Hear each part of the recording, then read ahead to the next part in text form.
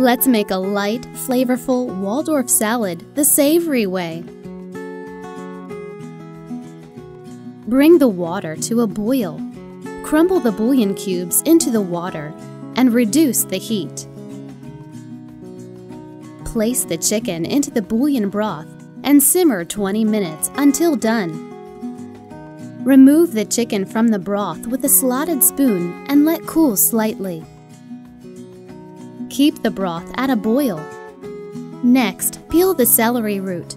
Use a peeler to scrape into long, thin ribbons. You can substitute half a bunch of chopped celery, but don't boil it in the chicken broth. Boil the ribbons for 3 minutes in the chicken broth.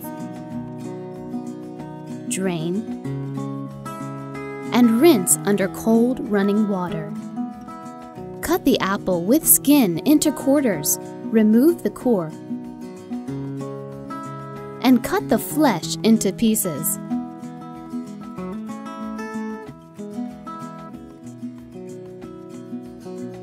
To make the dressing, whisk together the mustard, yogurt, olive oil, and vinegar.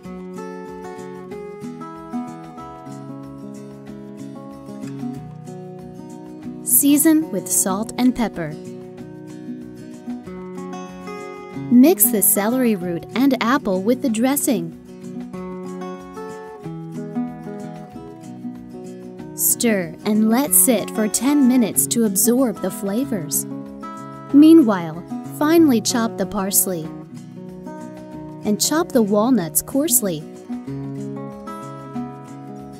Use 2 forks to shred the chicken into bite-sized pieces